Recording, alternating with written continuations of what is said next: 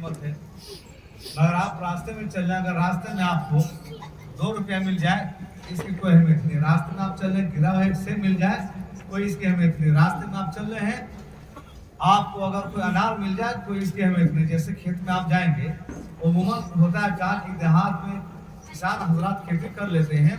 जैसे आलू का ज़माना में चला, आलू काट लिया, आलू खोद लिया, और बाद में जो बचा हुआ आलू है उसको लोग जाकर चुनते हैं, तो खेत वाला बुरा नहीं मानता है। क्योंकि हाथ हो जाते होंगे, धान का महीने धान लोग काट लेते हैं, ले जाते हैं मालिक, और उस बाद लोग जाते हैं उसमें से कुछ चुन लेते हैं, तो मालिक बुरा नहीं मानता है।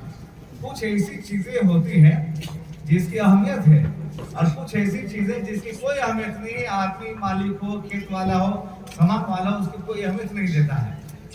उसको शरीयत की ज़बान में बोलते हैं लुक्ता। शरीयत की ज़बान में क्या बोला जाता है? लुक्ता उसका नाम है। आप रास्ते में चल रहे हैं, आपको कोई मामूली चीज़ मिली, आप अगर उठा ले, शरीयत के एतबार से कोई गुनाहगार नहीं है। आप रास्ते में जा रहे हैं, एक केला गिरा हुआ मिल गया, आपने उठा लिया, कोई गुनाहगार नहीं। आप रास्ते में चल रहे हैं, एक अमरूद मिल गया, आपने उठा लिया, कोई गुनाहगार नहीं। आप रास्ते में चल रहे हैं, 1 रुपया मिल गया, आपने उठा लिया, कोई गुनाहगार नहीं। शरीयत ऐसे मौके से उठाने वाले को गुनाहगार नहीं करती है, बल्कि उठाना जायज है। अब लुक्ता की बहस में नहीं जाना, दूसरा मसला हो जाएगा। तो आप इतने से समझ लीजिए आप कि जो गिरी पड़ी चीज इसकी शरीयत में या दुनिया के लोगों में कोई अहमियत नहीं, उसको उठा ले, शरीयत के एतबार से कोई गुनाहगार नहीं है। इसका नाम है फतवा। इसको क्या बोलते हैं? फतवा के एतबार से कोई गुनाहगार नहीं। और आपने हजारों मरतबा सुना होगा, गौस आजम रज़ियल्लाहु ताला अन्हु के वालिद ने एक सेब खा लिया था, उसके पादाश में 10 साल तक नौकरी कर रहे हैं। सुभान अल्लाह।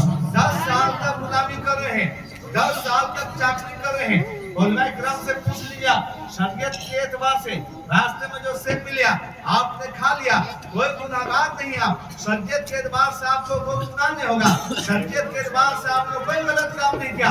ये तो फतवा है। और आपका तकवा ये बोल रहा था, नहीं तुमने सेब खा लिया है, जब तक के मालिक से तुम बख्शवाओगे नहीं, तुम्हारा गुनाह माफ नहीं होगा।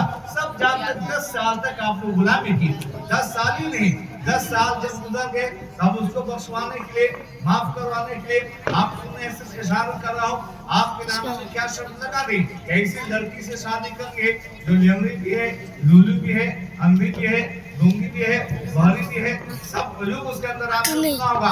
अब अंदाजा कीजिए, इसका बाप इतना बड़ा मुत्तकी जो एक सेब को रास्ते से खा ले, 10 साल तक गुलामी करे उसकी पादाश में। मैं इतनी मुत्तकिया कि कभी गैर चीजों पर नजर नहीं पड़ी, कभी हाथ गलत काम की तरफ नहीं उठाया, कभी पाँव गलत काम की तरफ नहीं उठाया। खुद आप फैसला कर लीजिए, बाप इतना बड़ा मुत्तकी, मैं इतनी बड़ी मुत्तकिया, उसकी नस्ल से पैदा हो तो कौन पैदा होगा? वो से आदमी ने पैदा होगा। सुभान अल्लाह, नारे तकबीर, अल्लाहू अकबर, नारे तकबीर, अल्लाहू अकबर, रिसालत या रसूल अल्लाह, या रसूल अल्लाह। गौसुल वरा कॉन्फ्रेंस जिंदाबाद, मुफ्ती साहब